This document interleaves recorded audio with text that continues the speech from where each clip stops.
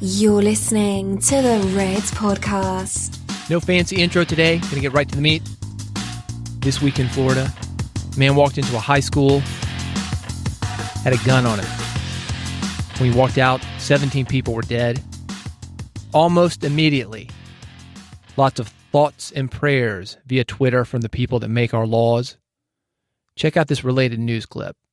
Louisiana Republican Senator Bill Cassidy tweeted his sympathy and prayers, saying his heart goes out to the victims in Florida and their families.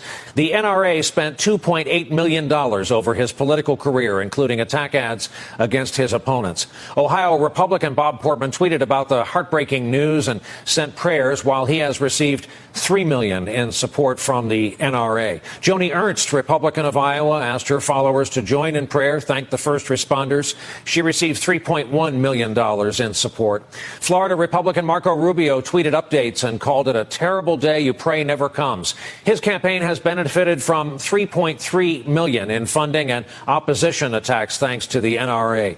Colorado Republican Cory Gardner tweeted his heartbreak, asked for prayers for the first responders as well. He's benefited from almost $4 million in NRA money for him and to attack his opponents.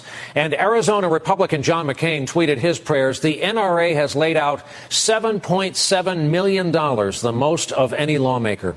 Florida Governor Rick Scott tweeted out that it was a senseless tragedy, and he's ordered the state's flags at half-staff. He enjoys an A-plus NRA rating. Vice President Mike Pence tweeted about heartache and prayers. He has an A rating from the NRA. President Trump first tweeted and then today spoke about this tragedy. He said, no child, teacher, or anyone else should ever feel unsafe in an American school. The NRA, we should point out, spent over $21 million supporting Donald Trump in the 2016 election, almost $10 million on ads and other pro-Trump material, and $12 million attacking Hillary Clinton. So you see the distinction there between thoughts and prayers and campaign donations and attack ads. This is an episode about trust. Can your audience trust you? I want you to ask yourself this. Can you trust somebody to be unbiased when they're on the payroll? This happens all the time in our industry, the expert business. People ask us to do things. They ask us to endorse things. We get kickbacks. And in general, I don't have a problem with this. We're not government servants. We're business people. But don't think for a second that a paid endorsement is unbiased. When you're getting paid, you make decisions that you wouldn't normally make. Or if you've got a risk of losing money, you make decisions that you wouldn't normally make. For example, a colleague comes to you, he says, I want you to endorse this book. Not a very good book, but you endorse it anyway because you're worried about damaging the relationship and your ability to do future business with him. There is a reason on Amazon.com. There is a reason that Amazon.com has a rule, and not everybody follows this, but they've got a rule that when you get a book for free, you need to let people know that you got the book for free.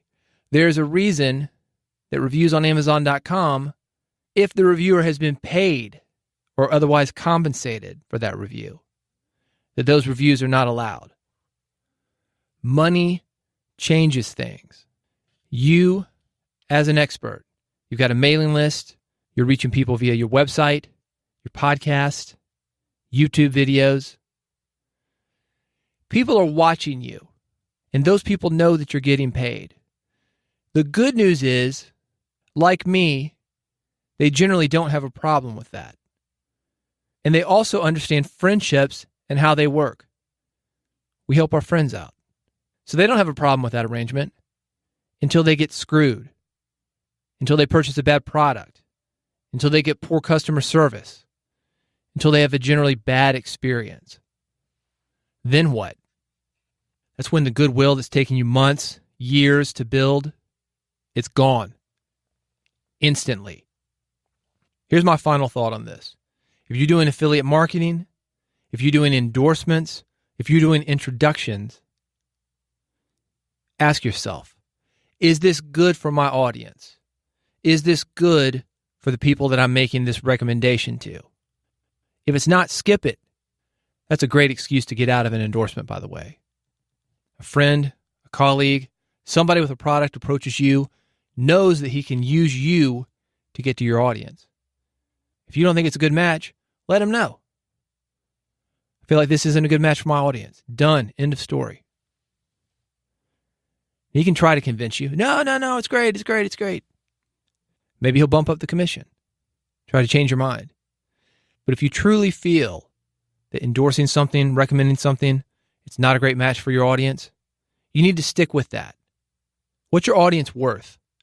And the purpose of this episode is not to have a debate on gun control, but what are the lives of those 17 people worth? Is there a price on these things? And if there is, take the money. Like the old joke says, we know what you are. Now we just have to negotiate a price. But I think that you're better than that. And if you want a long career as an expert, an influencer, somebody who has a message that he wants listened to, somebody who wants to make impact, you need to consider these things. What will your endorsement, your action, your introduction, what will that add to the lives of your audience? What will that add to the relationships that you have with your audience? Hopefully it's something more than money. If it's not something that you would do for free, don't do it for money. Coming up, the next 3 episodes of Red Podcast, I've got something that I am endorsing. My friend Jeff Sanders, he's a podcaster. He's got a podcast called 5 a.m. Miracle. If you haven't checked that out, you're into self-development, you're into personal productivity. If you're into waking up at the ass crack of dawn, you should definitely check that out. He's got a book coming out. It's called The Free Time Formula. It tells you how to make the most of your free time and actually get something done for once. I ran into Jeff about a year ago. He'd had a book deal. I guess it worked out okay, but he was thinking about doing an independent book. He wanted to self-publish for his next one. Got a call the next week. Hey, man, I just signed a book deal. Changed his mind. Different publisher, bigger publisher, better deal. Said, Jeff, I've got to get you in the studio, get you on the phone. I want to record the process of this. I've done 2 episodes with him already. I'll be releasing those in the upcoming week. The first one, right after he signed his deal. The next one, about halfway through the process, he'd finished his manuscript, waiting to get the book out, dealing with other things that come up in the bookmaking process. What's the book going to be called? When's it going to be released? How much control of the book process did he actually end up having? And how do you actually write a book? A lot of people start, few people finish.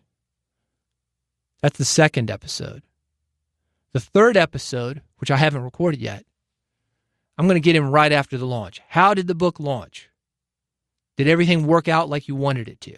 So I've got the beginning, right after he signed the deal, the middle, what happened during the bookmaking process, and a third episode, how'd the launch go? If you've ever thought about doing a book, you've been approached by a publisher and you want the inside scoop on how things actually go, you're going to want to hear these 3 episodes. To make sure that you don't miss them, subscribe to Red Podcast. The easiest way for you to do that is go to redpodcast.com. Look in the top left. I've got 4 links, each a different option on how to subscribe. Apple Podcasts, Google Play Music. You want an app for Android? You want an app for iPhone?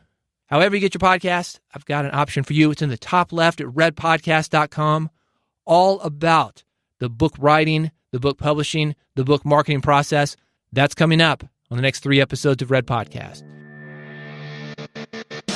You've been listening to Red Podcast. Never miss an episode. Subscribe now with your iPhone, Android, or via RSS at redpodcast.com.